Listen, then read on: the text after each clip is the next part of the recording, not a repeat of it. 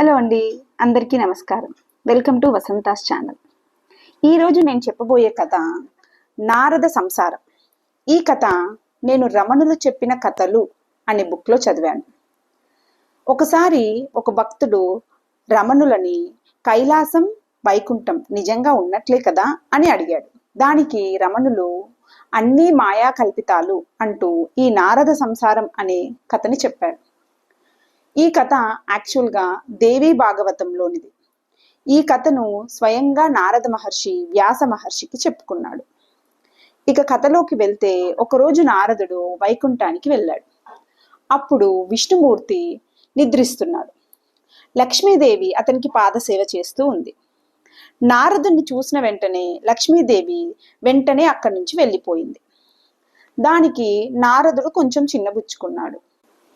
పైగా విష్ణుమూర్తిని ఇలా అడిగాడు, పురుషోత్తమ, నేను బాలుణ్ణి, పైగా సర్వసంగ పరిత్యాగం చేసిన వీరాగిని, కామ క్రోధాలు జయించిన వాణ్ణి, నన్ను చూసి మాత అలా వెళ్ళిపోవడం సమంజసమేనా అని అడిగాడు. దానికి విష్ణుమూర్తి ఇలా సమాధానం చెప్పాడు, నారదా, పతివ్రత స్త్రీలు పరపురుషుని ముందు ఉండరు. ఎందుకంటే అది వారి శ్రేయస్సు కన్నా పరపురుషుడి శ్రేయస్సుకే ఎంతో అవసరం. ఎంతో కఠోరు తపస్సు చేసిన మహా తపోధనులు కూడా ఈ మాయవశులైన సంఘటనలు చరిత్రలో కోకొల్లలు.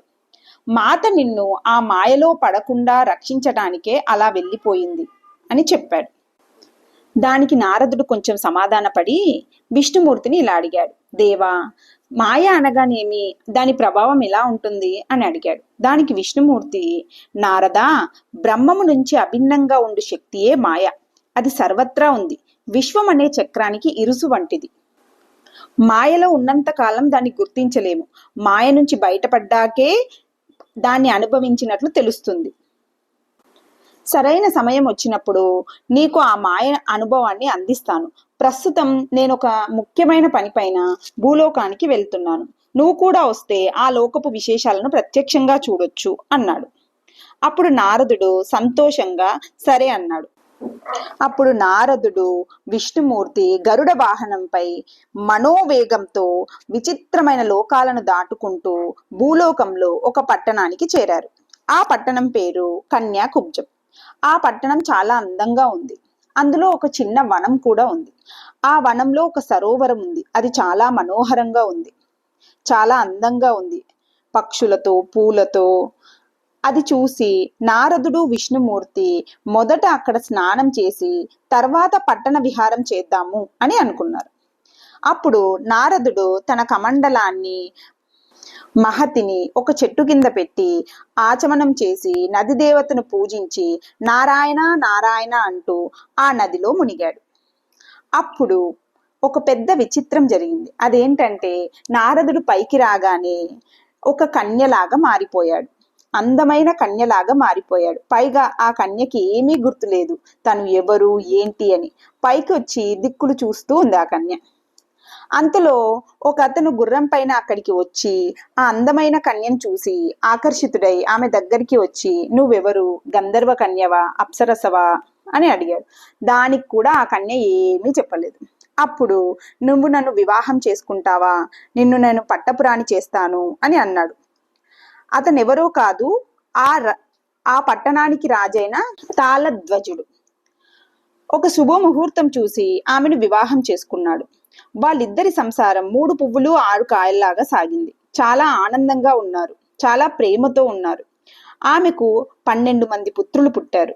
వాళ్ళు పెద్దవాళ్ళు అయ్యారు. వారికి పెళ్లిళ్ళయ్యాయి. వారికి పిల్లలు పురుళ్ళు అని హడావిడితో నిండుగా ఉంది జీవితం.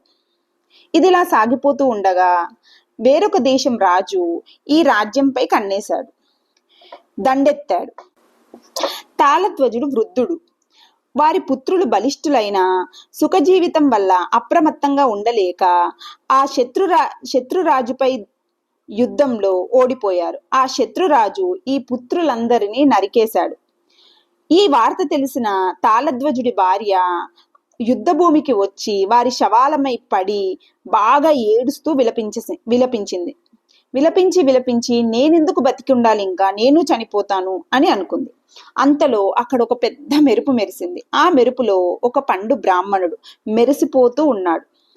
ఆ పండు బ్రాహ్మణుడు ఆమె దగ్గరికి వచ్చి తల మీద ఇలా నిమురుతూ, ఓసి పిచ్చిదానా, జీవితం అంటే ఇంతే, పుడతారు, చచ్చిపోతారు, కర్మ వల్ల పుడతారు, ఆ కర్మ తీరిపోగానే వెళ్ళిపోతారు.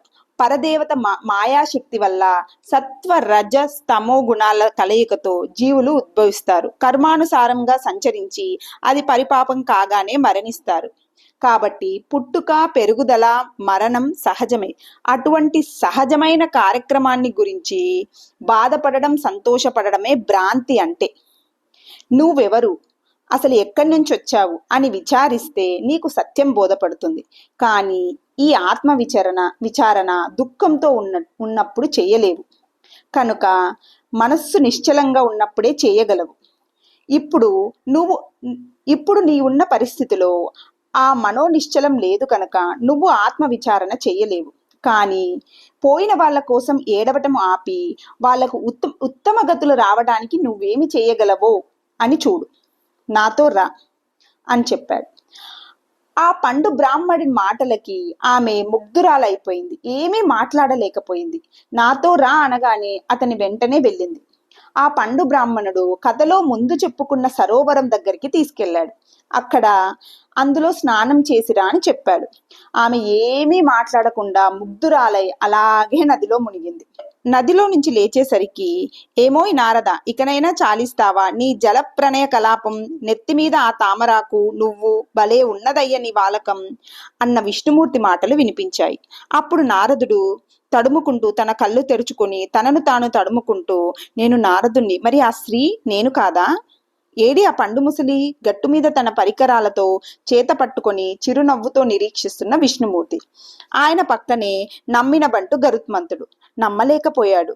ఇదేమిటి, నేను ఇప్పుడే కదా స్నానానికి వచ్చి మునిగాను, అంతలోనే ఎంత స్పష్టమైన సుదీర్ఘ స్వప్నం ఎంత నిజంగా అనిపించింది. ఇప్పటికీ కళ్ళకు కట్టినట్లుగా. అమ్మయ్యా, బ్రతికాను. నేను స్త్రీని కాను, నాకు పెళ్లి కాలేదు, పిల్లలు లేరు, వాళ్ళ చావు శుద్ధ అబద్ధం, ఒట్టి స్వప్నమే, నేను నారదున్నే అన్నమాట. ఇలా అనుకుంటూ ఉండగానే తాళధ్వజుడు రోదిస్తూ అక్కడికి వచ్చాడు. నారదుడి కలలోని ఆ దేశపురాడు. ఇటు చూడబోతే విష్ణుమూర్తి లేడు. ఆ ప్లేస్లో పండు బాపనుడు. ఆయనకు సమీపించి రాజు ఏడుస్తూ, అయ్యా, నా పుత్ర పౌత్రులంతా దుష్టశత్రువు చేతిలో బలైపోయారు. ఇక మిగిలిందల్లా నా భార్య. ఆ దుఃఖంలో ఆమె ఏ అఘాయిత్యానికి ఒడిగట్టిందో ఏమో, మీరేమైనా చూశారా అని అడిగాడు. దాంతో వృద్ధ పండితుడు అతని యుద్ధరంగంలో ఆ స్త్రీని ఓదార్చినట్లే ఈ రాజుని కూడా ఓదార్చాడు. అదే మాయో, ఆ వృద్ధ బ్రాహ్మణుడు చెప్పిన మాటలకి ఆ రాజు కూడా మంత్రముగ్ధుడైపోయి అతనికి పాద నమస్కారాలు చేసి కర్తవ్యం ఏమిటి బోధించమని అడిగాడు. వెంటనే ఆ పండు బ్రాహ్మణుడు అటువైపుగా వెళ్ళి ఏకాంతంగా ఉంటూ కృష్ణ రామ అనుకుంటూ శేష జీవితాన్ని చాలించు అని చెప్పాడు. అప్పుడు రాజు అతనికి నమస్కారం చేసి అక్కడి నుంచి వెళ్ళిపోయాడు. నారదుడికి జరిగింది ఏమీ అర్థం కాలేదు. ఇది నిజమా భ్రాంతియా అని తికమక పడిపోయాడు. వెంటనే నది నుంచి లేచి ఆ పండు బాపనుడి కాళ్ళు పట్టుకొని, శరణు క్షమించు తండ్రి, ఏదో మాత నన్ను చూడగానే వెళ్ళిపోయిందని చింతిస్తూ, నేను అరిషడ్వర్గాలను జయించాను, దేహభావన దాటిపోయానంటూ ఏవేవో ప్రేలాపన చేశాను. అవన్నీ పసివాని జిలిబిలి పలుకులే అని నన్ను క్షమించు. సమ్మోహనకరమైన ఈ మాయా ప్రభావం నా ధైర్యాన్ని వమ్ము చేసింది. నాది వట్టి అనుభవ శూన్యమైన శ్రవణ మాత్ర జ్ఞానమని గ్రహించాను. ఈ భ్రాంతిని తొలగించి నాకు భక్తి జ్ఞాన వైరాగ్యములను ప్రసాదించు అని చాలా రకాలుగా ప్రార్థించాడు. కరిగిపోయిన విష్ణుమూర్తి అతన్ని అనుగ్రహించ సంకల్పించి ఇలా ఉపదేశించాడు. నారద, నువ్వు అనుభవించిందే మాయ. అది పరదేవత అధీనం. నిజానికి బ్రహ్మము మాయ రెండూ అభిన్నమే. జీవులందరూ దానికి ఆధీనులే, వశులే. మాయ వశులై ఉన్నంతకాలం దాన్ని గుర్తుపట్టలేరు ఎవ్వరు. అయితే సత్కర్మలు, సత్సంగం, సద్గురు బోధల చేత తాను ఫలానా అనే భ్రాంతి అంతరిస్తుంది. మాయ అనే తెర పోతుంది. అప్పుడు జీవునికి తాను మాయను అనుభవించానని, దాని నుంచి బయటపడ్డానని తెలుసుకుంటాడు. జీవితంపై రోత పుట్టి గురువునకు అనన్య శరణాగతి చెందిన వానికే మాయ అంతరించుట గాని, జ్ఞానం ఉదయించుట గాని జరుగుతుంది. నీకు అది సిద్ధించుగాక అంటూ తన అమృత హస్తాలతో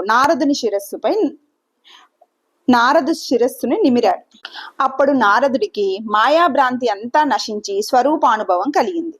తరువాత ఎలుగెత్తి విష్ణుగానం చేశాడు. భగవంతుణ్ణి పరిపర విధాలుగా స్తోత్రం చేశాడు. ఆ పైన ఇద్దరు వారి వారి స్థానాలకు వెళ్ళిపోయారు.